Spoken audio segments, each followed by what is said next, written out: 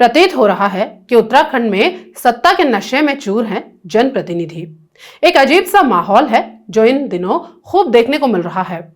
एक तरफ जनता है जो जनार्दन है और अपने सवालों को लेकर पहले से ज्यादा मुखर हो चुकी है, तो दूसरी तरफ सत्ताधारी भाजपा के नेता हैं जो इन सवालों के जवाब देने के बजाय अक्सर आपा खोते हुए दिखाई दे रहे हैं। बीते कुछ समय में सामने आए कई वीडियो और घटनाएं इस बात की तस्दीक करती हैं कि जनता और नेताओं के बीच की खाई लगातार गहराती जा रही है, जिसके पीछे कारण बेहद गंभीर हैं। जनता जब रोजमर्रा की समस्याओं, बेरोजगारी, महंगाई, प्रशासनिक लापरवाही और जमीनी मुद्दों पर सवाल उठा रही है, तो जवाब में कई भाजपा नेता तर्क और तथ्य देने के बजाय गुस्से, धमकी और अपशब्दों का सहारा लेते नजर आ रहे हैं। यही कारण है कि अब सवाल सिर्फ विरोध का नहीं बल्कि सत्ता के व्यवहार और सोच का बन गया है। भाजपा के प्रदेश अध्यक्ष महेंद्र भट्ट को कई जगहों पर काले झंडे दिखाए जाने की घटनाएं इस बात का संकेत है कि जनता के भीतर नाराजगी धीरे धीरे उबाल पर पहुंच रही है। यूं तो लोकतंत्र में विरोध और सवाल पूछना जनता का अधिकार है, लेकिन जब सत्ता पक्ष के नेता उस अधिकार को ही चुनौती देने लगे तो स्थिति चिंताजनक हो जाती है। इन्हीं कुछ कारणों की ही वजह है कि कई भाजपा नेताओं को विरोध का भी सामना करना पड़ रहा है।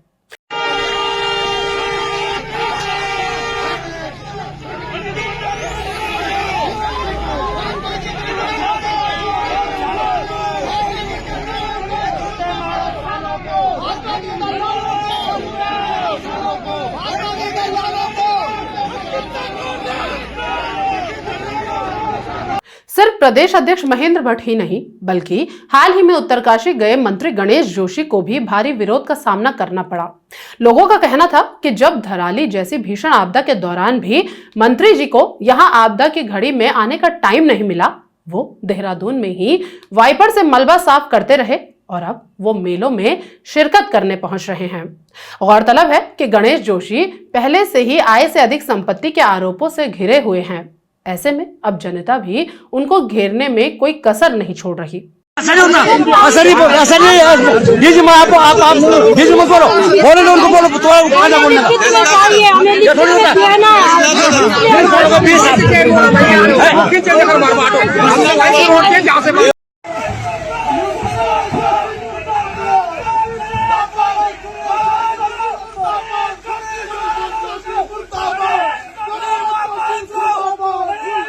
कैमरे के सामने जनता पर भड़कते नेता यह दर्शाते हैं कि कहीं ना कहीं सत्ता का नशा उनके सिर चढ़ चुका है। ऐसा लगता है मानो कुछ नेताओं की मानसिकता यह बन गई हो कि हम जो कहें वह सही है, हम जो करें वह सही है और हमसे सवाल पूछने का हक किसी को नहीं। जब इस सोच को जनता चुनौती देती है तो वही जनता नेताओं के गुस्से का शिकार बन जाती है।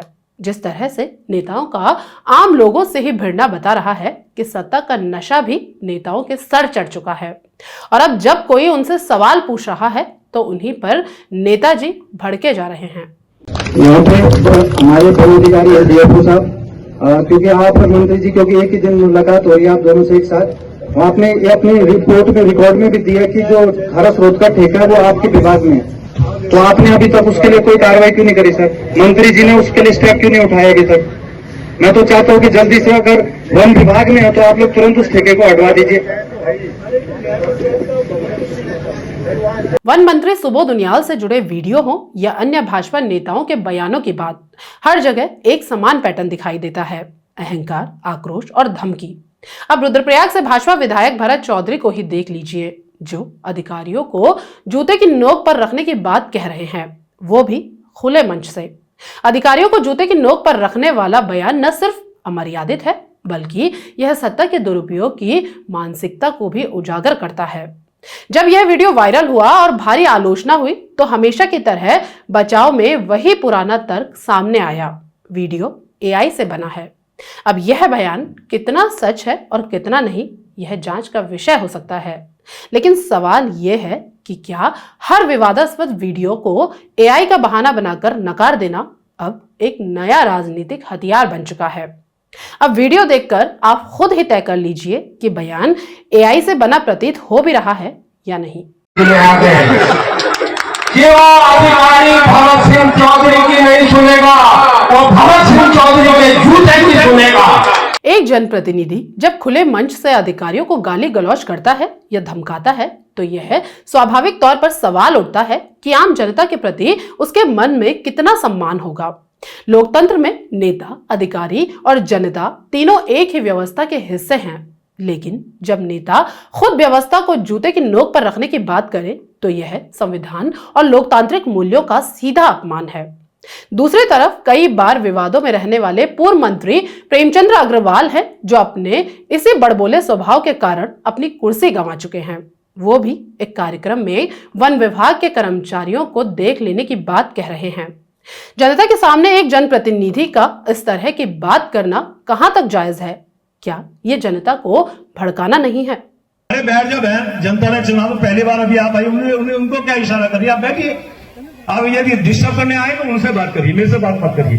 मैंने कहा यदि आप आएंगे तो बढ़िया वाला इलाज करेंगे, किसी कीमत में हम लोग वहां पे अपनी जमीन छोड़ेंगे। पूर्व मंत्री प्रेमचंद्र अग्रवाल राजनीति का कोई नया नाम नहीं है। अपने बयानों और बड़बोले स्वभाव के कारण वह पहले ही अपनी कुर्सी गंवा चुके हैं।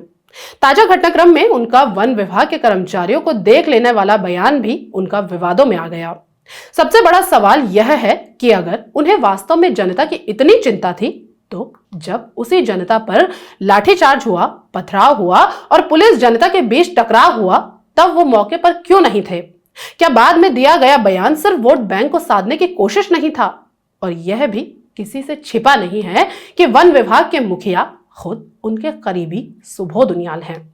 अगर समय रहते बातचीत और हस्तक्षेप किया जाता तो हालात बिगड़ने से पहले ही संभाले जा सकते थे, लेकिन जमीन पर समाधान की जगह मंचों से उग्र बयानबाजी को तरजीह दी गई। इतना ही नहीं, भाजपा के एक विधायक तो एक कार्यक्रम में अपनी फोटो ना होने से ही भड़क गए। विधायक जी का वीडियो सोशल मीडिया पर खूब वायरल हो रहा है। दरअसल रुद्रपुर ब्लॉक में जन जन की सरकार जन जन के द्वार कार्यक्रम में पहुंचे भाजपा विधायक शिव अरोरा को बैनरों में अपना फोटो ना दिखा तो विधायक का गुस्सा 7वें आसमान पर पहुंच गया। विधायक ने फोटो ना होने पर फ्लैक्स हटाने के निर्देश दिए और सीधा डीएम सीडीओ से बात करने को कहा। उन्होंने कहा, कार्यक्रम फ्लॉप कर दूंगा। इसकी वीडियो वहां मौजूद एक व्यक्ति ने अपने फोन में कैद कर ली, जो अब सोशल मीडिया पर वायरल हो रही है। अब इससे पहले कि भाजपा विधायक शिव अरोरा इसको भी एआई जनित बताएं, आप ये वीडियो देख लीजिए। ऐसा नहीं चलेगा, बड़ी चल रही है, मैनेज कर लो 15 मिनट में। डीएम साहब से बात करें, डीएम सीडीओ से बात करें, सीडीओ करो। इतनी अगर नहीं हो सके तो बंद करा लो कार्यक्रम ऐसे मैसेज खराब कराने के लिए। ये क्यों ये प्रोटोकॉल है? जब मेरी विधानसभा में कार्यक्रम हो रहे हैं और फोटो नहीं लगेगा, फिर फोटो किसी का नहीं होने चाहिए, मुख्यमंत्री को होने चाहिए। नहीं, कुछ नहीं, हटेंगे यहाँ से, हटेंगे यहाँ से। ना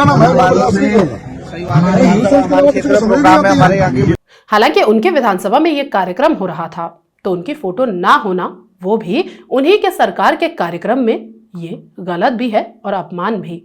विपरीत इसके क्षेत्रीय विधायक का फोटो उनके विधानसभा में हुए कार्यक्रम में ना होना कई सवाल भी खड़े करता है। लेकिन जिस तरह से विधायक जी सिर्फ फोटो ना होने से इतना गुस्सा हो गए कि कार्यक्रम को ही बंद करने की धमकी देने लगे, वो अपने आप में बताता है कि हमारे माननीयों को जनता के काम से ज्यादा अपनी छवि की चिंता है।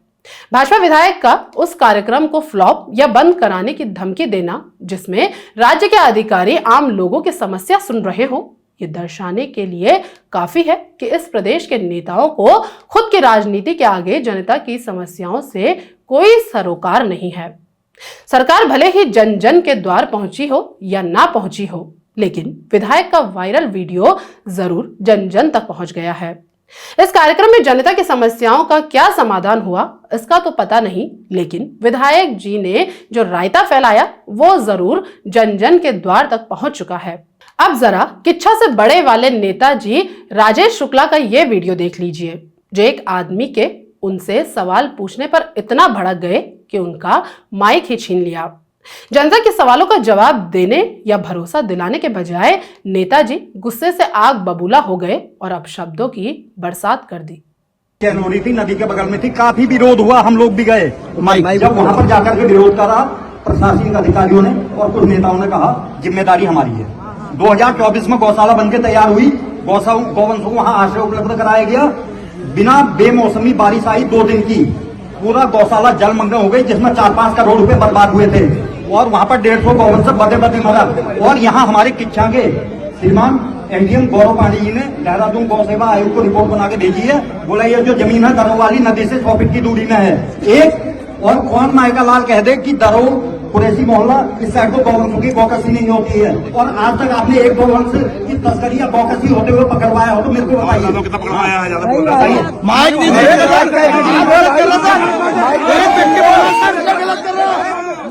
इन तमाम घटनाओं ने यह साफ कर दिया है कि भाजपा नेताओं के बिगड़े बोल सिर्फ व्यक्तिगत छवि को ही नहीं बल्कि पूरी पार्टी के साख को नुकसान पहुंचा रहे हैं।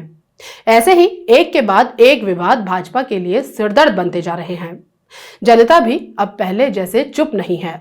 सोशल मीडिया, कैमरे और सवालों के जरिए वो सीधे नेताजी से जवाब मांग रही है, और शायद यही जवाब है कि नेताओं में एक बेचैनी और बौखलाहट साफ दिखाई दे रही है। यकीनन उत्तराखंड में मौजूदा हालात तो यह सोचने पर मजबूर करते ही हैं कि सत्ता का नशा सचमुच नेताओं के सिर चढ़ चुका है। अब आप ही बताएं कि क्या सवाल पूछना अब गुनाह बनता जा रहा है, और क्या जनता को डराकर धमकाकर लोकतांत्रिक असहमति को दबाया जा सकता है? आने वाले समय में जनता इन सवालों का जवाब सिर्फ कैमरे के सामने नहीं बल्कि चुनाव के जरिए भी दे सकती है, क्योंकि लोकतंत्र में आखिरी फैसला हमेशा जनता के हाथ में होता है, चाहे नेता इसे माने या नहीं। बाकी आपके इस खबर पर क्या राय है, कमेंट बॉक्स में हमें जरूर बताएं। प्रदेश से जुड़ी तमाम खबरों के लिए आप हमें सब्सक्राइब भी करें और वीडियो को शेयर भी जरूर करें, ताकि सच प्रदेश के हर हिस्से तक पहुंचे। नमस्कार।